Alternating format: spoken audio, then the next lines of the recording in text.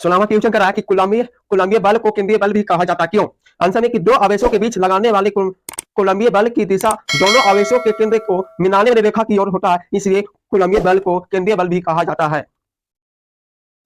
चलिए 17वां क्वेश्चन करा है कि विद्युत आवेश क्या है, इसके दो गुण लिखें। विद्युत आवेश क्या है, इसके दो गुण लिखें। इसके दो गुण होता है कि विद्युत आवेश क्या है? तो विद्युत आवेश का वह भौतिक राशि है जिसके कारण पदार्थ में विद्युत धारा तथा उससे संबंधित प्रभाव उत्पन्न होते हैं, इसलिए दो गुण निम्नलिखित है। पहला आवेश है आवेश योग ऋणात्मक होता है और दूसरा आवेश ऋणात्मक होता है।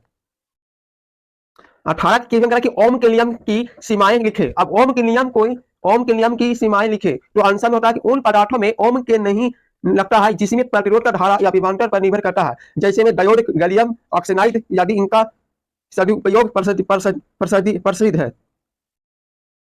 क्वेश्चन करा कि विद्युत फलक क्या है। अब विद्युत फलक क्या है, इसको आंसर विद्युत क्षेत्र की किसी तल से गुजरने वाली विद्युत क्षेत्र रेखा को विद्युतीय फलक कहा जाता है, या विद्युतीय क्षेत्र की तीव्रता तथा क्षेत्र सदिश राशि अदिश राशि गुणनफल को विद्युतीय फलक भी कहा जाता है।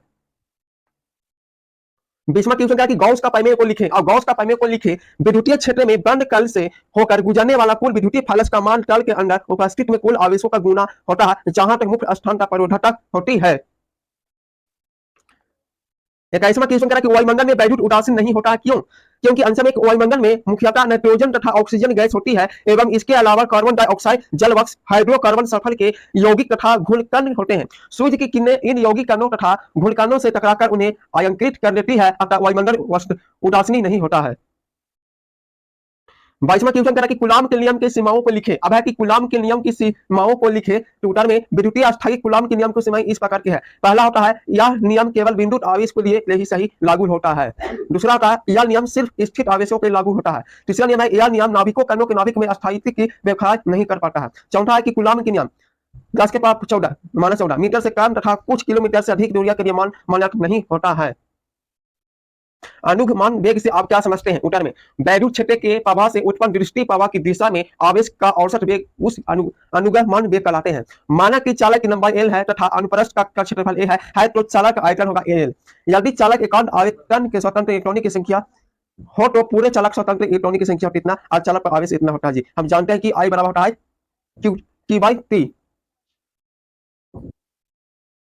24 का क्वेश्चन कह रहा है कि लेंस की क्षमता से आप क्या समझते हैं? लेंस की क्षमता से आप क्या समझते हैं? उत्तर में कहता है कि लेंस की फोकस दूरी के व्युत्पन्न को लेंस की क्षमता कहते हैं। यदि फोकस दूरी f तो लेंस की क्षमता p बराबर 1/f है।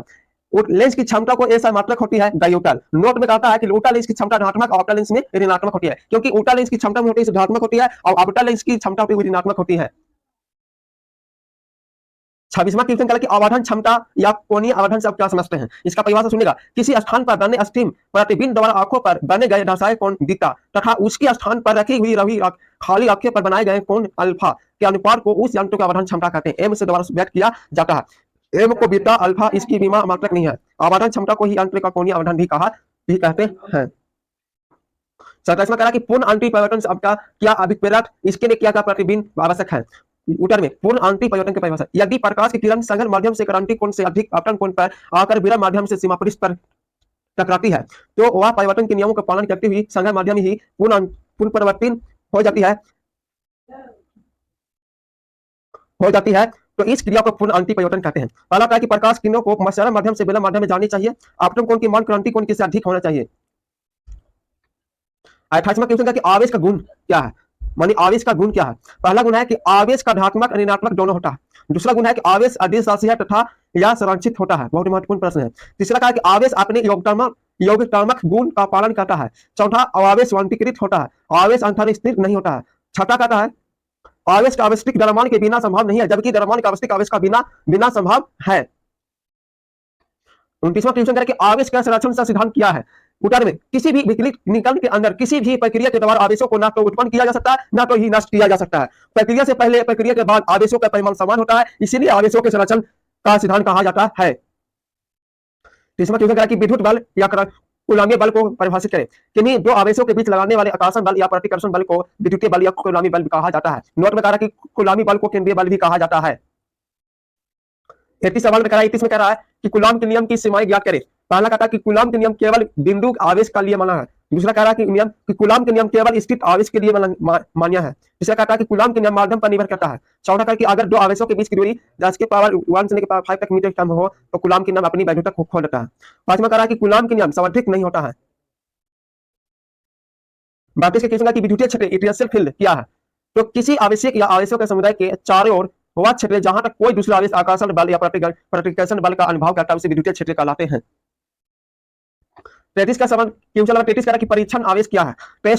टेस्ट चार्ज मानी परीक्षण आवेश क्या है? उत्तर में परीक्षण आवेश बहुत ही छोटा है या इतना छोटा होता है कि यदि इसके किसी विद्युतीय क्षेत्र में लगाया जाए तो विद्युतीय क्षेत्र की अवस्था में परिमाण और दिशा कोई परिवर्तन नहीं होता है। परीक्षण आवेश को धनात्मक लेने की परिपाटिक होती है।